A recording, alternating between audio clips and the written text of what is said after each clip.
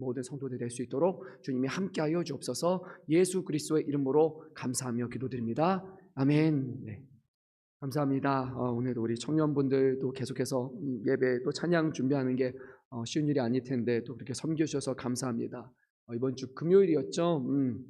제가 언뜻 들었어요. 우리 청년분 중에 이 뭐 메인, 세컨, 드럼 여러 가지 이제 악기 세션이 있는데 하는 일이 너무 많이 겹치다 보니까 아마 잘 보면 아실 거예요. 어느 날 보면은 악기 치던 사람이 저 뒤에 가서 자막하고 있고, 자막 치던 사람이 메인 가고, 메인 가는 사람이 세컨 가고 계속 돌아가요. 그래서 이번 주도 원래는 메인 말고 악기가 없었던 걸로 제가 기억이 하는데, 그래도 또 거기서 전화해서 뭐 늦게나마 또 오는 대로 빨리 가서 악기 치겠다, 이렇게 그 얘기 들으면서 참 귀하고 아름답다라는 생각이 한편에 들고, 한편으로는 그래요, 또 많은 분들이 분명히 악기적인 재능이 있으신 분들이 있을 텐데 여러분들도 좀 동참해 줬으면 하는 그런 두 가지 마음을 저는 갖고 있습니다. 그래서 이 시간 뭐 모집 광고하는 시간은 아니지만 그래도 찬양에 또 악기로 섬기고 싶은 분 계시면요, 전문가여서 하는 것이 아니라 하나님을 찬양하고 싶으신 분이 계시다면 거기서 같이 또 하시기를 바랍니다. 뭐 악기도 있고 뭐 드럼 가르쳐 주기도 할 겁니다. 얘기하면 악기도 같이 배우면서도 할 수 있으니까 그렇게 해주시고, 내가 컴퓨터 이게 버튼 누를 수 있고 PPT 누를 수 있다 하시면요, 네, 신청해 주세요. 뒤에 자막팀 얼마든지 신청할 수 있습니다. 하나님 앞에 섬기고 봉사하는 것, 그것을 위해서 하나님이 우리 직분 주시고 우리 교회로 세워주신 건 아니니까. 그래서 할 수 있거든. 정말 뭐 너무 못하는 거 아니라면, 내가 정말 컴퓨터도 잘 모르겠다 이런 거 아니면 버튼만 누를 수 있으면은 그렇게 또 자막도 신청해 주시고, 그래서 몇몇 사람들, 특별한 사람들이 혹시 이로 인해서 짐이 되지 않도록 같이 예배 준비하는 모든 과정이 기쁨이 될 수 있도록 그렇게 또 헌신해 주시기를, 또 자원해 주시기를 부탁드립니다. 네. 오늘 우리가 나눌 말씀은요, 이제 고린도 교회 안에서 발생하는 여러 가지 문제에 대한 사도 바울을 통해서 주시는 그런 말씀입니다. 고린도의 교회 안에는 결혼에 대한 것, 또 독신에 관한 것, 그리고 이혼과 재혼 등에 관한 그런 다양한 문제들이 있었습니다. 사도 바울은요, 이들에게 그냥 이렇게 하는 게 좋다, 아니면 뭐 저렇게 좋다라는 그런 정도가 아니라 하나님의 말씀 주시는 그 말씀을 가지고서 그 말씀을 삶 가운데 어떻게 우리가 적용해야 되는지에 대한 그런 실천적인 그런 제안들을, 실제적인 해결책을 오늘 말씀을 통해서 제시하고 있습니다. 이렇게 말할 수 있는 근거는요, 앞선 6장 19절 말씀에 있는데요, 이렇게 성경이 이렇게 기록합니다. 너희 몸은 너희가 하나님께로부터 받은 바 너희 가운데 계신 성령의 전인 줄을 알지 못하느냐? 너희는 너희의 것이 아니니라. 그러니까요, 이것을 우리의 마음속에, 머릿속에 염두에 두고 오늘 결혼과 또 독신과 또 뭐 이혼하는 것과 재혼하는 것을 우리는 봐야 됩니다. 우리의 몸이 우리 것이 아니라 하나님의 것이라는 것을 우리는 생각하면서 이 문제를 접근하면, 그러면 우리는 잘 이해할 수 있습니다. 당시 고린도 교회 안에는 성적인 관계와 관련해서 이렇게 잘못된 인식이 있었는데요, 이것은 당대 철학적인 사고에 큰 영향을 받은 것입니다. 어떤 사고인가 하면 이런 것이에요. 영적인 것은 뭐 신령한 것이고 하나님과 같은 그런 것이고 특별한 것이지만, 우리의 육신이라는 것은 썩어질 것이고 무가치한 것이고 별로 중요한 것이 아니다 라고 이것을 구분해서 생각하는 그런 사람들이 있었어요. 그러니까 영적인 것만을 막 사모하고 육적인 것은 별거 아닌 것처럼 여기는 그런 사고가 있었다는 거예요. 여기서 발생하는 두 가지 문제가 있는데, 하나는 방종이고 하나는 금욕주의, 두 가지가 동일한 그런 사고에서 나오게 됩니다. 방종이란 무엇인가? 육신은 무가치한 것이고 육신이 더럽혀지는 것, 아니면 육신으로 하는 어떤 행동도 우리의 영혼에게 어떤 직접적인 영향을 끼치지 않는다라고 생각하는 그런 사고입니다. 몸이 지저분하거나 더럽히거나 몸으로 어떤 악을 행한다 할지라도 우리의 영은 구별된 것이기 때문에 아무런 영향을 받지 않는다라는 그런 사고예요. 근데 이것은 성경이 말씀하는 것과는 다릅니다. 사도 바울은 분명히 말했습니다. 우리의 몸은 하나님의 거룩한 우리 몸을 거룩하신 하나님의 성전이다 라고 분명히 말했어요. 우리 것이 아니라 주님의 것이기 때문에 우리의 몸을 함부로 해서는 안 된다라고 이미 그 앞선 말씀에서 전했습니다. 이런 그릇된 사고로 인해서 다른 사람과 무분별한 성적인 관계를 맺고 그것이 전혀 문제되지 않는 것처럼 여기는 사람들이 있었습니다. 이런 근간에는 당시에 로마의 성적인 개방성과 또 그들의 심각한 또 이제 타락에서 영향을 받은 것이죠. 하지만 사도 바울은 우리의 몸은 그리스도의 지체이기 때문에 우리는 아무와 한 몸이 될 수 없다. 그리스도가 어떻게 몸을 파는 사람들과 한 몸이 될 수 있느냐라고 그렇게 이미 말씀했죠. 또 우리의 몸은 성령의 전이기 때문에 우리는 우리의 몸을 아주 거룩하게 분별하여서 사랑하고 잘 지키고 아껴야 될 그런 책임이 우리 모두에게 있습니다. 성적인 개방성이라는 것은 오늘날에는 그냥 당연한 것처럼 여겨집니다. 나는 성인이기 때문에 내 몸을 갖고 어떻게 하는지에 대해서는 그것은 전적으로 내 자유고 내 권한이지 그것에 대해서 뭐라고 우리가 할 수 없다라고 이렇게 얘기를 하죠. 뭐 법적으로 문제가 되지 않는다면. 하지만 그 성과 관련된 법은 나라마다 다릅니다. 한국에서는 범죄이지만 다른 나라에서는 합법이 될 수 있기 때문에 그래서 우리는 이 성적인 문제를 잘 생각을 해야 됩니다. 성적으로 개방적인 것, 마음대로 하는 것은 결코 믿는 사람들에게 있어서는 당연한 권리가 아닙니다. 우리의 몸은 하나님의 성전이기 때문에 우리 믿는 사람들은 개인의 몸을 아주 소중하게 여겨야 돼요. 그리고 우리가 연애를 하고 결혼을 할 때도 우리는 아무나 만나는 것이 아니라 개인의 몸에 대해서 먼저 소중히 여기고 그리고 그렇게 사람을 만나야 되고 서로의 몸에 대해서도 소중히 여기는 그런 사람을 만나야 합니다. 결혼을 한다고 해서 이젠 결혼했으니까 괜찮아 라고 해서 우리의 몸을 어떻게 보면은 성적인 욕구를 해결하기 위한 그런 수단으로 여겨서는 안 되고 결혼이 그것을 마음대로 할 수 있는 그런 어떤 족쇄를 푸는 것처럼 그렇게 여기는 것은 성경적인 사고와는 전혀 다릅니다. 우리의 몸은 결혼하기 전에도 성전이고 결혼 후에도 성전이기 때문에 우리의 몸은 결혼하고 결혼 후 상관없이 거룩하게 우리 자신의 몸을 지켜야 되는 거예요. 우리 자신의 몸을 소중히 여겨야 되고 그리고 배우자의 몸도 소중히 여겨야 합니다. 그래서 결혼 전에 이제 오늘날 사회는 더 그렇잖아요. 우리가 예전에는 혼전 순결이다 막 이런 얘기는 많이 했지만 결혼 전에 남자나 여자나 다른 사람하고 어떤 성적인 관계 맺는 거에 대해서는 성경적으로는 그렇게 하지 않는 것이 맞고, 하지만 우리가 그런 관계를 맺었다고 해서 저 사람이 과거에 다른 사람과 어떤 관계를 맺었으니까 저 사람은 뭔가 좀 부정한 사람이야, 나는 막 그거에 대해서 함부로 말할 수 있어 라는 그런 사고도 잘못된 것이에요. 우리는 결혼한 사람, 아니 그 사람 한 사람의 몸을 소중하게 그렇게 여겨야 되기 때문에 그런 거에 대해서 뭐라고 하기보다는 그 사람이 자신의 과거로 인해서 상처받고 과거로 인해서 죄책감을 갖고 살아가기보다는 소중한 존재라는 것을 끊임없이 우리는 서로에게 알려주고 소중하게 서로를 다뤄야 될 그런 책임이 있습니다. 그런 관계 속에서 남자와 여자는, 남편과 아내는 서로가 서로에게 충실해야 됩니다. 서로를 이해하고 사랑하고 배려해야 되며, 그리고 그런 남자와 여자 맺어진 하나의 관계를 서로 함부로 하는 것은 어떠한 경우에서도 옳지 않습니다. 두 번째로요, 두 번째 문제는, 첫 번째가 방종이었다면 두 번째는 금욕주의에 문제가 있습니다. 우리 한번 본문의 7장 1절 말씀을 한 목소리로 읽도록 하겠습니다.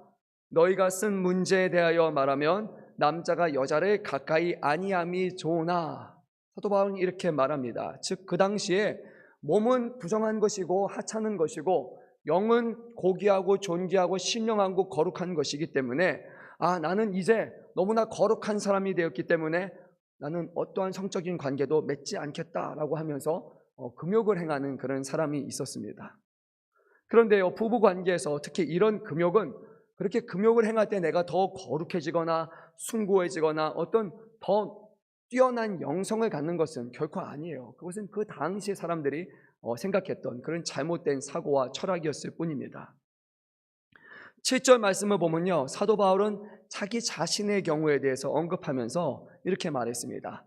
각각 하나님께 받은 자기의 은사가 있으니 라고 말했어요.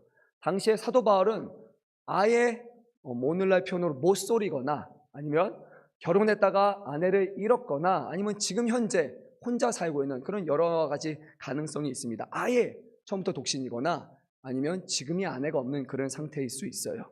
근데 이 부분에 대해서 독신이나 아니면 결혼한 사람이나 각각 하나님께 받은 자기의 은사가 있다라고 그렇게 밝혔습니다.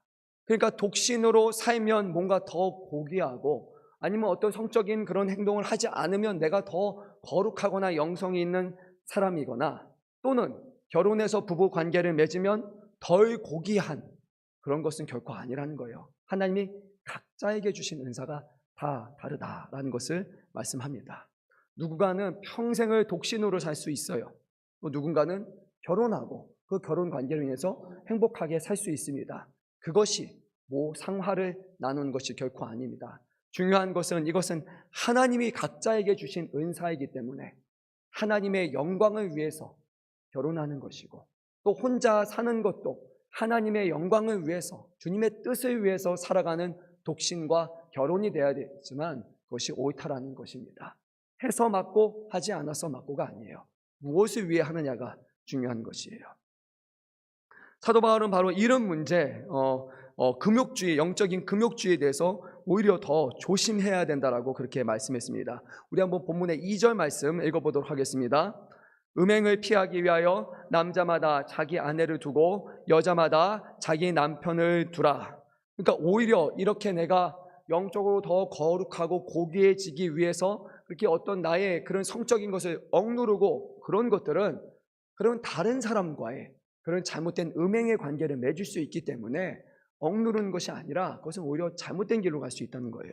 그래서 그렇게 부자연스러운 억누름을 하지 말라는 겁니다. 각자에게 주신 은사가 다르다는 겁니다.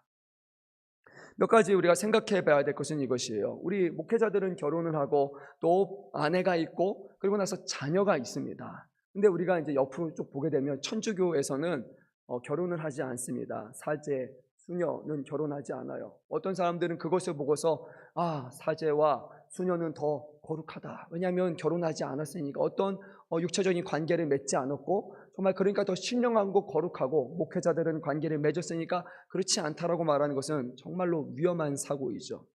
실제로 그런 어떤 성적인 억누름으로 인해서 발생하는 상당히 많은 문제가 있습니다.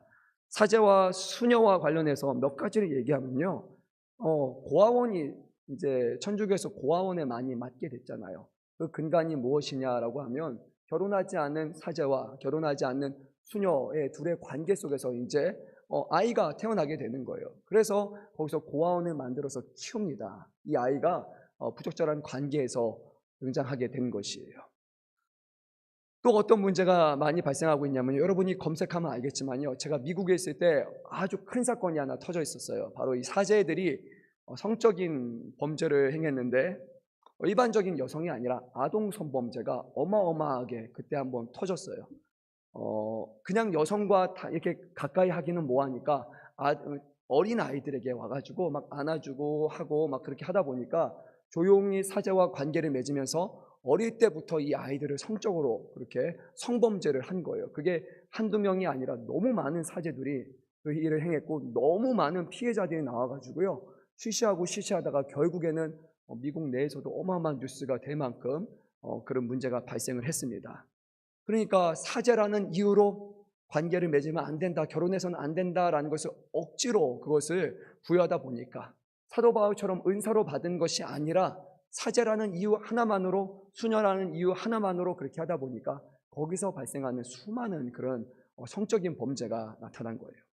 그래서 최근에는 어떻게 얘기했냐면요, 이 사제로 인한 그런 아동 성범죄가 너무 많다 보니까 최근에서는 이 사제의 독신은 천주교에서 의무로 한 것이 아니라 이것은 개인의 신앙과 개인에 따른 것이다 라고 이제 말을 좀 바꾸기 시작해서 이제는 혼인의 가능성에 대해서 이제 최근 말하고 있습니다. 왜냐하면 미국뿐만이 아니라 전 세계적으로 라틴 아메리카도 그렇고 너무 많은 이 사제와 수녀로 인한 그런 성범죄와 그리고 아동 성범죄가 너무 많아지다 보니까 이제는 아마도 뭐 당장은 아니겠지만요, 10년, 20년 지나면 사제들도 혼인하고 수녀들도 혼인하는 걸로 이제 결국 바뀌지 않을까 저는 생각을 합니다.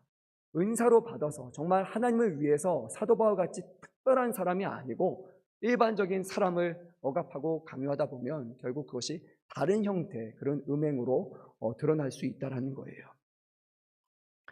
신앙 안에서 남자와 여자가 결혼하고 한 몸이 되어서 성적인 관계를 맺는 것은 결코 부정한 것이 아니에요. 이것은 하나님의 창조 질서 가운데 있는 것이고 하나님은 이런 관계 속에서 우리에게 생명을 허락하여 주잖아요. 그런데 그 당시의 사람들 중에는 아니다, 그것은 거룩한 것이 아니다 라고 생각한 사람들이 있었어요. 그러면 모든 사람들이 다 독신으로 살면서 거룩해지면 결국 세상은 멸종하고 말겠죠. 인류는 그것은 하나님의 질서 가운데 있는 것이 결코 아닙니다. 성경은 오늘 말씀을 보면요, 부부간의 성관계에 대해서 아주 특별한 가르침을 하나 전해주는데, 우리 한번 3절 4절 말씀을 읽도록 하겠습니다.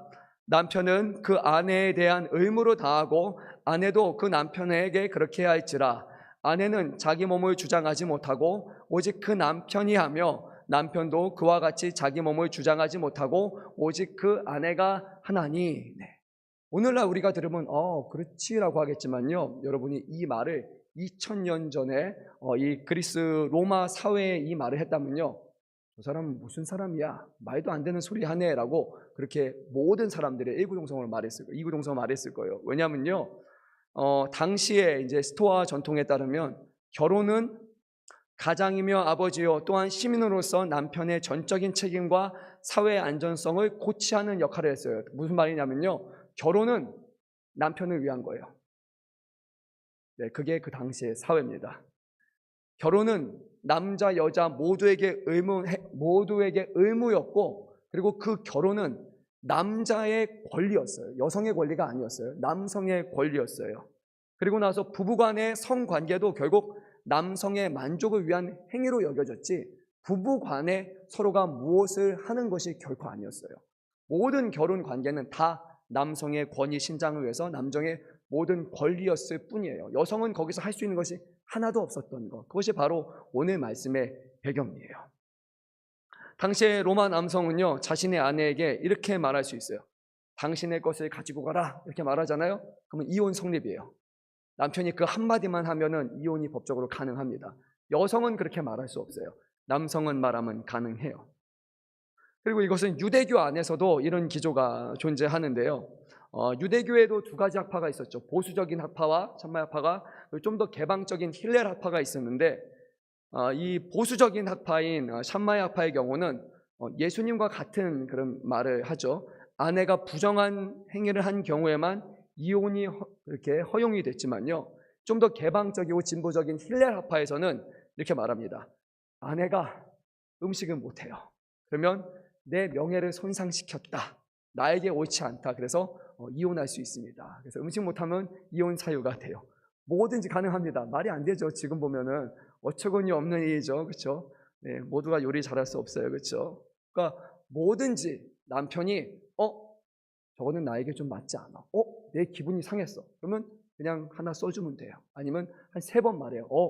저렇다, 기분이 상했다, 안 좋다, 이러면 다 이혼 사유가 됩니다. 그게 2000년 전에 우리가 살아가는 인류의 모습이, 사회의 모습이 바로 그랬어요. 근데 사도 바울은요, 그것이 아니라고 말합니다. 그런 방식이 아니에요. 남자와 여자가 서로에 대한 권리가 갖고 있고 서로에 대한 의무를 다하는 것이 결혼이지, 남자를 위한 결혼은 아니다라고 말했습니다. 이 바울과 동시대 사람인 아주 유명한 사람이 있죠. 세네카라는 사람은요, 그 당시에 이런 말을 남겼어요. 많은 여자가 남편의 수로 나이를 헤아린다. 결혼하기 위해 가정을 떠나고 이혼하기 위해 결혼한다. 이게 무슨 말인지 이해가 되셨어요? 남편이 하나면 그러면 1년이 되는 거고, 남편이 둘이면 2년이 되는 거고, 남편이 셋이면 3년이 되는 거예요. 그러니까 너무 많은 결혼과 이혼이 그 당시에 있었어요. 그러다 보니까 저 사람을 보면 한 살 한 살 먹는 거는 남편의 한 번 결혼하고 한 번 이혼한 번 한 살 먹는 거와 같은 거예요. 그것이 이 로마 시대에 너무 팽배한 거였고요. 여성은 이혼하게 되면 1년 안에 결혼한 것이 그 당시의 통념이었어요. 반드시 재혼을 해야 돼요. 안 그러면 이상한 사람으로 여겨졌던 것이 이 당시의 사회였어요.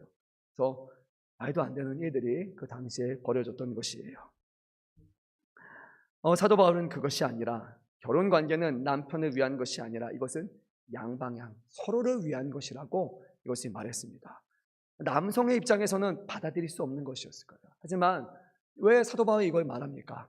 하나님은 처음 남자와 여자를 차별되게 만든 것이 아니라 동등된 하나로 만드셨고, 그리고 둘이 만나 하나가 되는 것이지 일방적으로 한쪽에게 맞춰주는 것이 아니라는 사실을 처음부터 말씀하셨기 때문이에요.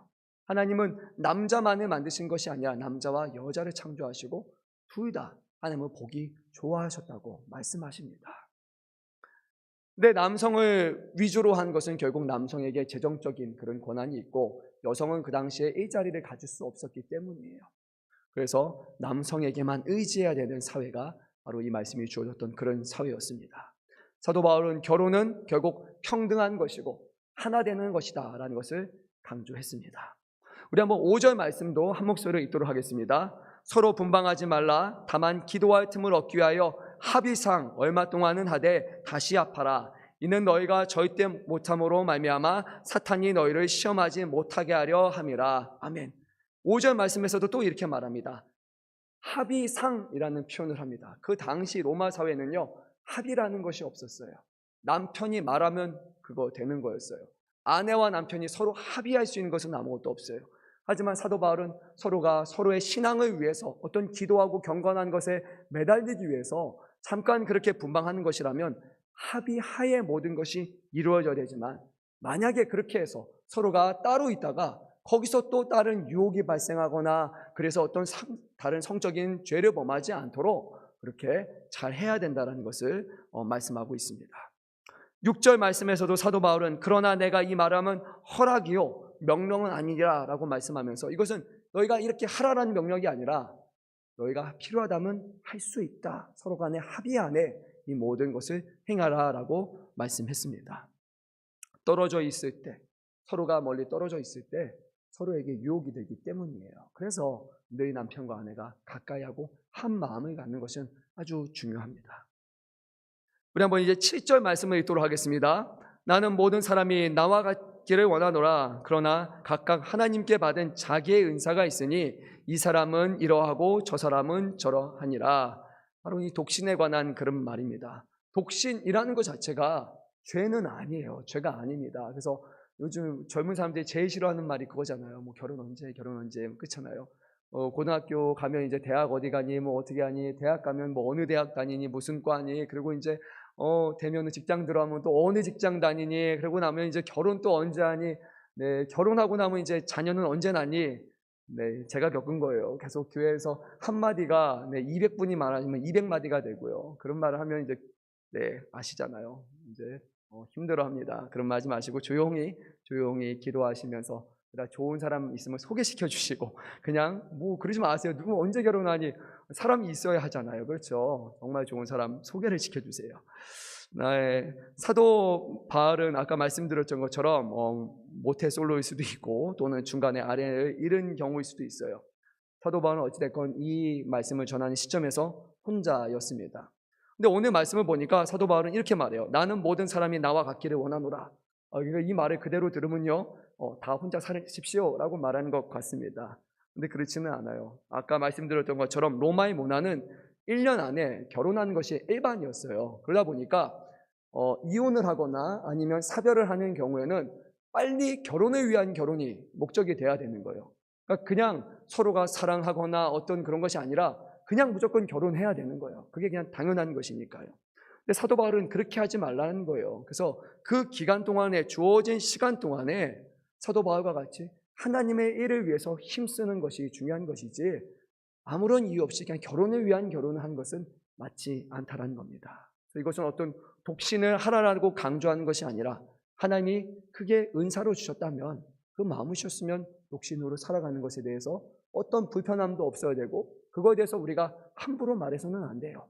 하나님이 오히려 독신자를 통해서 남편을 또 하고 그리고 나서 자녀를 기르는 그런 것이 아니라 더 많은 시간을 하나님 위해서 전적으로 살아갈 수 있는 그 하나님을 정말 남편이요 또 그렇게 삼아가지고 살아갈 수 있도록 그렇게 특별한 은사를 주시기도 합니다. 또한 남편과 아내가 정말 가정을 이루면서 그리고 자녀를 양육하지만요, 오늘 사도 바울이 말하는 것처럼 나와 같기 원하노라라는 말씀을 생각해 보면 너무나 우리가 남편과 아내가 서로를 너무 사랑하고 너무 시간을 많이 보내고 그리고 자녀를 너무 많이 낳고 이런 것으로 인해서 하나님 앞에 드리는 시간과 또 하나님 향한 헌신과 열심이라는 것을 그냥 나는 너무 그냥 집안일하고 그것 때문에 바빠요 라는 것이 결코 핑계가 돼서는 안 된다는 거예요. 하나님을 위한 그런 결혼이 돼야 되고 하나님을 위한 독신이라는 것이 오늘 성경이 말하는 그런 정확한 기준입니다. 무엇을 하든지 하나님을 위해서 하는 것은 가한 것이죠. 우리 한번 이제 8절 9절 말씀을 읽도록 하겠습니다. 내가 결혼하지 아니한 자들과 과부들에게 이르노니 나와 같이 그냥 지내는 것이 좋으니라. 만일 절제할 수 없거든 결혼하라. 정욕에 불타는 하는 것보다 결혼하는 것이 나으니라 라고 말씀합니다. 그래서 그런 목적으로 혼인하지 말고 그것이 문제가 되지 않는다면 사도 바울처럼 하나님 위해서 열심히 일하라. 나는 모든 사람이 나와 같이 되기를 원하노라 라고 그렇게 말합니다. 그리고 나서 이어지는 10절 말씀을 보면요, 10절에서 16절까지 말씀은 또 다른 아주 중요한 주제죠. 이혼이라는 그런 주제에 대해서 말씀합니다. 분명히 예수님은요, 이혼이 가능하다고 하셨어요. 부정하거나 어떤 성적인 범죄가 있을 경우는 가능하지만 그런데 하나님께서 맺어주신 짝이기 때문에 그래서 하지 않는 것이 맞다라고 이렇게 가장 중요한 원리를 말씀해 주셨죠. 사도 바울도 오늘 이렇게 말합니다. 우리 10절 11절 말씀도 읽도록 하겠습니다. 결혼한 자들에게 내가 명하노니 명하는 자는 내가 아니요 주시라. 여자는 남편에게서 갈라서지 말고 만일 갈라섰으면 그대로 지내든지 다시는 그 남편과 화합하든지 하라. 남편도 아내를 버리지 말라. 이 말씀은 뭐냐면요, 우리가 뭐 부득이한 경우에 정말로 어떤 신앙적인 문제나 핍박으로 인해서 이혼을 할 수도 있습니다. 그런데 이혼을 하는 목적이 정말로 어떤 신앙적인 문제가 아니라 이혼을 해서 다른 사람을 만나기 위한 목적이 돼서는 안 된다는 거예요. 그래서 이혼을 했다면 그러면 더 이상 다른 사람과 이제 결혼해서는 안 된다. 갈라섰으면 그대로 지내라. 또는 서로가 어떤 충돌로 이제 마찰로 인해서 이혼을 했다면 만약에 다시 재혼을 해야 된다면, 다시 결혼한다면 그 사람과 다시 결혼을 하라라고 말하는 거예요. 다른 배우자를 막 만나고 그런 것이 아니라 그냥 혼자로 있든지 아니면 재결합하라라고 그렇게 성도들 향해서 말했습니다. 왜냐하면 우리의 몸은 소중하고 귀한 것이기 때문에, 하나님의 성전이기 때문에 우리가 만나고 또 만나고 또 만나고 하는 재혼을 목적으로 한 또 다른 사람들, 지금 내 남편과 내 아내보다 저 사람이 더 좋아 보이고 더 맞아 보이기 때문에 그런 방식으로 이혼하고 재혼하고 이혼하고 재혼하는 방식은 그리스도인들이 해서는 안 되는 것이기 때문이에요. 아까 말씀드렸던 것처럼 그 당시 이혼은 너무나 쉽게 이루어지는 행위였습니다. 남편이 내 아내보다 저 사람이 더 이쁘네, 더 마음에 드네, 그러면 또 결혼하고, 또 마음에 안 들면 이혼하고, 또 결혼하고 이혼하고, 그렇게 일어나는 것이 아니라 오직 문제가 되어서 그런 문제로 이제 뭐 신앙적인 문제로 문제가 됐다면 그러면 그 상태로 그냥 머물러 있어라라고 그렇게 가르쳤습니다. 하나님을 믿는 사람들은 어떤 세상의 모습과는 좀 구별되어야 되지 않습니까? 실제로요, 이혼율이 상당히 높잖아요, 한국에. 그 이유를 보니까 그 중에 하나가 이혼했던 사람들이 또 재혼하고 그 사람들의 또 이혼율이 높아요. 그래서 한 번 이혼하고 재혼했던 사람들이 또 이혼하고 재혼하고 이혼하고 재혼하는 경우가 상당히 많다는 겁니다. 잘 살아가는 사람들은 잘 살아가요. 근데 계속 이혼하는 사람들이 계속 이혼하기 때문에 그래서 한국의 이혼율이 많이 높은 거고 전 세계적으로 이혼율은 거기서부터 문제가 발생하는 거예요. 하나님이 맺어주신 짝이라고 생각을 하고 우리는 우리 남편과 아내가 완벽한 사람이어서 결혼한 것이 아니라 우리에게 가장 맞는 사람이기 때문에 하나님이 예비하신 배필한 상, 그것을 우리가 마음속에 염두에 두면서 사랑하고 또 아름답게 그 부부관계를 또 이어가야 합니다. 분명히 내가 보기에는 내가 나은 것 같고 저 사람 보기에는 나은 것 같고 아니에요. 하나님 보시기에는 가장 맞는 짝이에요. 하나님 보시기에는 정말로 천생연분이기 때문에 그렇게 맺어주신 겁니다. 그리고 결혼이라는 것은요, 완벽한 두 사람이 만나는 것이 아니라 결혼은 서약이에요. 그리고 서로 향한 의무예요. 서로가 서로를 사랑하겠노라. 서로가 서로 힘든 순간이라 할지라도 계속해서 이 결혼 관계를 우리가 서약하고 그리고 이어가겠노라. 어떤 상황에서도 계속 사랑하겠노라라는 그런 서로에 대한 서약이기 때문에 때로는 뭐 서로가 싸우기도 하고 다투기도 하고 뭐 문제가 생긴다 할지라도 그래도 거기서 또 화해하고 또 서로 사랑하고 하나 되는 것이 중요하죠. 어떻게 본문 말씀이 우리 갑자기 부부 쪽으로 갔는데 부부 주일 28일인데 말씀이 좀 이렇게 나온 것 같습니다. 어찌됐건 우리 남편 아내분들 끝까지 사랑하시고 우리 아내분들, 우리 남편 끝까지 사랑하시길 바랍니다. 네, 대답이 적은 거 보니까 아닌 것 같아요. 네. 그리고 또 이제 12절부터 이어지는 말씀을 보면요, 중요한 말씀을 하나 남깁니다.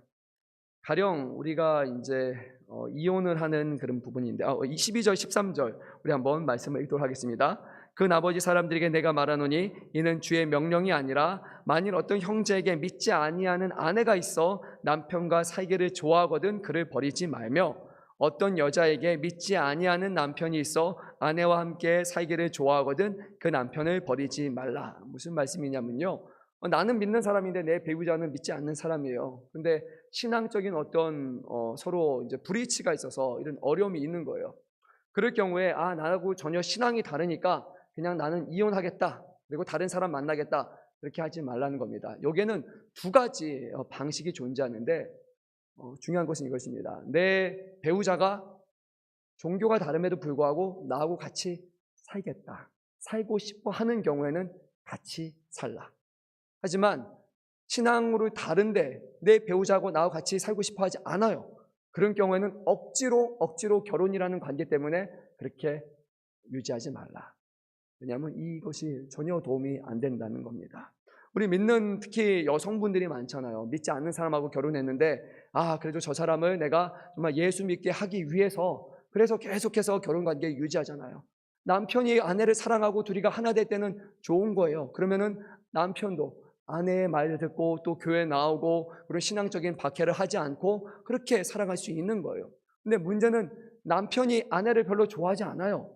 또는 아내가 남편을 별로 좋아하지 않아요. 그런데도 불구하고 단지 내가 저 사람을 반드시 구원시켜야겠다라는 그런 목적으로 그 결혼 관계를 유지한다면 그 사람이 정말로 구원받지 받지 못할지 우리는 알지 못하기 때문에, 오히려 혹여라도 그 문제로 인해서 우리의 신앙이 문제가 되거나 우리의 자녀들에게 문제가 될 수 있기 때문에 그런 방식으로는 하지 말라라고 이렇게 오늘 성경은 말씀합니다. 우리 한번 16절 말씀을 한 목소리로 읽어보도록 하겠습니다. 아내된 자여 내가 남편을 구원할지는 어찌 알 수 있으며, 남편 된 자여 내가 내 아내를 구원할지는 어찌 알 수 있으리요. 우리는 모릅니다. 우리가 아무리 믿지 않는 우리 남편과 아내를 사랑하고 그 존중하고 그런다 할지라도 그 사람이 먼저 나를 좋아하고 사랑하지 않는다면, 나를 소중히 여기지 않는다면, 그러면 결국 교회 다니지 않을 거고 끝까지 부정할 거라고 우리는 생각할 수 있는 거예요. 그래서 그것이 올무가 되어서 그래서 그런 결혼 관계를 유지하는 것은 맞지 않다라고 사도 바울은 결국 우리에게 말씀하고 있습니다. 오늘 여러 가지 주제를 짤막하게 다뤘는데요, 중요한 것은 결국 그것입니다. 우리의 몸의 주인은 누굽니까? 우리가 아니라 우리 하나님이시고 우리 예수님이고 우리는 그분의 거룩한 몸이라는 것입니다. 그래서 우리 특별히 젊은 분들 또 결혼하신 우리 성도님들, 우리의 몸을 소중히 여기시기 바라고, 그리고 남편과 아내 서로를 소중히 여기고 아껴야 됩니다. 우리 각 사람의 몸은 우리 남편의 것, 아내의 것이 아니라 하나님의 것이기 때문이에요. 그리고 서로가 서로에 대해서 용납하고 하나 되고 서로를 이해하는 관계 속에서만 이 결혼이 온전히 정말 하나님이 기뻐하시는 결혼이 될 수 있다는 것을 우리는 기억하시기를 바랍니다. 또 우리가 결혼하지 않았다는 것, 정말 신앙적인 이유로 결혼하지 않았다는 것에서 왜 결혼하지 않아 라는 그런 시각으로 보는 거 혹시 그랬다면요, 그런 시간은 이제는 거둬두시고 하나님이 특별한 사람에게는 특별한 방식으로 오히려 독신으로 남아서 하나님을 섬기기 위해서 그렇게 세우시기도 은사로 주신다는 것을 우리가 또 기억하시기를 바랍니다. 하지만 그 독신 자체가 목적이 된다면 결국 우리가 죄를 범할 수 있기 때문에, 잘못된 길로 갈 수 있기 때문에 결코 그것 자체가 목적이 되어서는 안 됩니다. 하나님은 우리가 행복하기를 원하시잖아요. 하나님은 우리가 하나님 앞에 사랑받기를 원하시잖아요. 우리 서로 또 우리 자신을 사랑하고 또 우리 몸을 하나님 앞에 온전히 드리고 하나님을 영화롭게 하는 그런 저와 여러분 되시기를 간절히 소망합니다. 우리 청년분들은 배우자를 놓고 기도할 때 저번에 말씀드렸잖아요. 그렇죠? 가장 중요한 조건이 뭐가 제일 중요해요? 신앙이라는 거예요. 그렇죠? 어제도 이제 밤에 피자 먹다가 식사하다가 얘기가 나왔잖아요. 그래서 목사님이 저번에 그 우선순위 뭘 얘기해 줬어요. 그렇죠? 가장 중요한 것은 신앙이라는 거예요. 다른 것이 아니라 신앙이 하나의 옵션 중에 하나, 조건 중에 하나가 아니라 절대적인 기준은 예수 믿느냐, 예수 믿지 않느냐라는 것입니다. 예수 믿으면 하나님이 그의 인생을 책임져 주신다. 그리고 예수 믿는 자는 하나님을 사랑하기에 하나님의 기뻐하시는 바른 삶으로 살아가게 된다. 그러니까 우리는 믿는 사람, 믿는 배우자 만나도록 다른 조건 부족해도 괜찮으니까 믿는 배우자를 위해서 계속 기도하시고 그러다가 또 하나님이 믿음 안에서 하나 되게 하실 때 그런 사람 만나게 하실 때 하나님 또 우리 아름다운 믿음의 가정 일어나가겠습니다. 결혼하시고 조건 보지 마시고 그 믿음 안에서 또 주어진 삶을 기쁘게 살아가시기 바랍니다. 하나님을 믿는 자는 달라야 됩니다. 세상과 구별되어야 됩니다. 그런 방식을 통해 우리는 세상에게 무엇이